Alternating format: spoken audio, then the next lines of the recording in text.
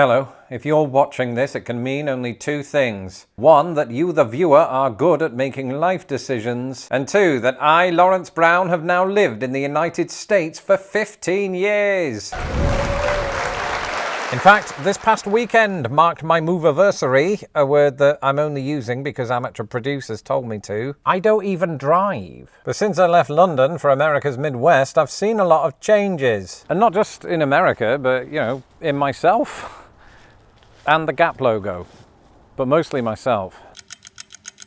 When I think back to who I was in November of 2008, I'm reminded of something that Bill Bryson once said. I can't think of anything that excites a greater sense of childlike wonder than to be in a country where you are ignorant of almost everything. Suddenly, you are 5 years old again. And while my mental age hasn't changed a great deal since then, much about me has. Of course, long-time fans know this already. If you're not yet subscribed to this channel, do that now. In the meantime, here's a deeply thoughtful analysis of how living in the United States has changed me forever.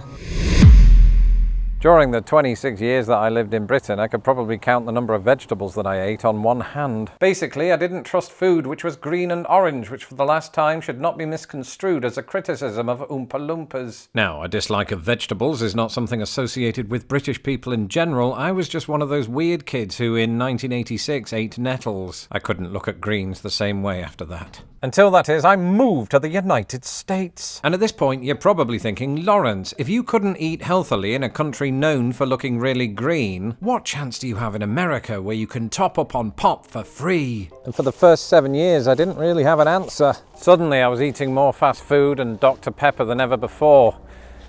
I've just realised that Dr. Pepper is technically a drink. I even gained a lot of pounds, sadly not the British kind. And for much of the 2010s, well, I still felt like a human being. It was like the humans in WALL-E. All that to say that my diet spiraled completely out of control. Unparalleled access to sugar-filled treats and supersized meals was possibly not ideal for somebody with such an addictive personality. But honestly, even now, I don't regret it. I think I had to experience rock bottom before I made any kind of attitude adjustment.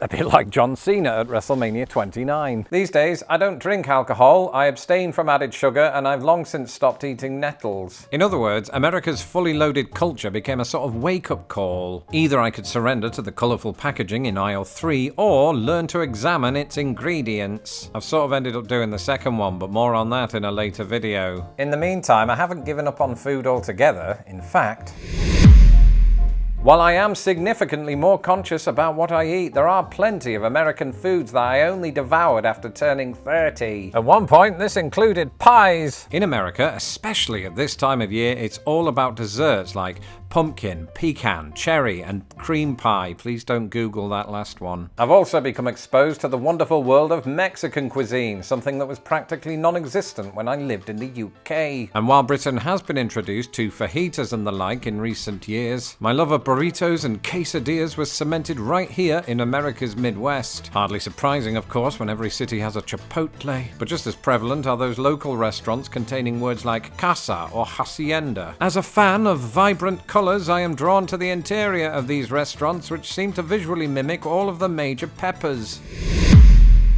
While it's fair to say that my accent remains 96% British, much about the way I employ English has changed since I touched down in Indianapolis. I've talked before about some of the American vocabulary that I've picked up, like trash, mailbox, asshole. But it even extends to things like punctuation, because just the other day, I found myself putting the comma inside the quotation mark. This weird phenomenon is found in American style guides, but not practiced in Britain, where the punctuation comes after the quotes. And if somebody offers me a sandwich after I've already enjoyed a plate of arroz con pollo, I might now say, I already ate, instead of, I've already eaten. Furthermore, I've defaulted to spelling words like empathize not with an S, but with a Z, a letter that I still pronounce that way unless I'm referring to Gen Z, because I learned that phrase in America. Language is weird. If it wasn't, I wouldn't have said this earlier.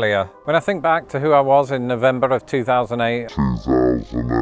Notice how I didn't say 2008? I believe this has been a fairly recent change. And that's the thing about transitioning from British to American English. The change doesn't happen overnight. New Americanisms gradually enter your brain. One minute you sound as English as fish and chips, the next you're calling your dog Buddy. These days, perhaps a more fitting metaphor would be English as American-style fish and chips. I'm still 75% English, but with some American bells and whistles. And that's all good and well. There's just one problem.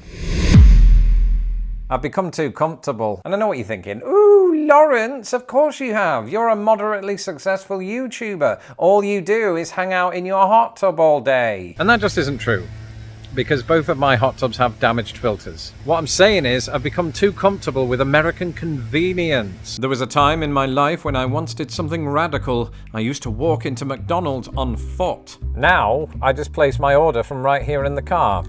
Although this is my garage and not McDonald's. And it's other stuff too. I've spoken a lot in the last 8 years about air conditioning. At first, the white noise had the unlikely effect of keeping me awake at night. But now, in those scorching Midwestern summers, I can't really live without it. And so, whenever I stay in a British hotel that doesn't have air conditioning, I can't help it. I become entitled. I even once went so far as to complain to the linen closet. It was a good listener. Basically, American convenience has removed from my life tasks that were once so common and unnecessarily arduous. I can't decide if this is a good or a bad thing, so I'll compromise and say it's a very good thing.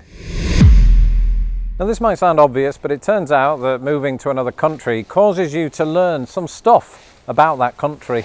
Of course, it helps if you happen to be in the niche business of uncovering all of the memos that said countries lost in the pond, but there are some things that you only start to care about once you actually live here. For me, it was the everyday stuff, like figuring out US equivalents of UK shopping brands, some of which looked like they'd come from a parallel universe. You see, America has Lay's instead of Walker's, TJ Maxx instead of TK Maxx, Axe instead of Lynx, Cocoa Krispies instead of Cocoa Pops, Three Musketeers instead of Milky Way instead of Mars Bar, and Dove instead of Galaxy. I've also developed a much greater sense of how America is as opposed to how it's presented in TV and film. Because at first I thought there'd be more extraterrestrials and 555 phone numbers. But the thing is, America is more invigorating when it's not really trying to be, and I know that because I live in the suburbs. Here I get the same joy walking a dog as I would in England, except because of the grid layout, all of the streets look the same, so it's much harder to remember where my house is. This is what makes US suburbs so unexpectedly thrilling. And in hindsight, I only truly felt at home in America once I began embracing the unremarkable. My friend Ian. But also unremarkable things and concepts like the red flags on mailboxes, or mourning doves, or the etymology of the American English word boondoggle. Of course, words are a big part of my job, which brings us on to this. Back when I still lived in the UK, my professional ambitions were not quite what they are today. Partly because the gold play button didn't exist yet, but also because I didn't have the first clue what I wanted to be. Okay, that's not true. I wanted to be an actor, but in the theatre, we're so committed to Shakespeare that some actors get paid in 16th century wages. I was one of them. So I decided I wasn't going to take it anymore. Instead, I pursued the obviously lucrative career of YouTuber. And I'll be honest with you, in growing my audience, I have been inspired by the American ethos. If you put your mind to it, you can accomplish anything.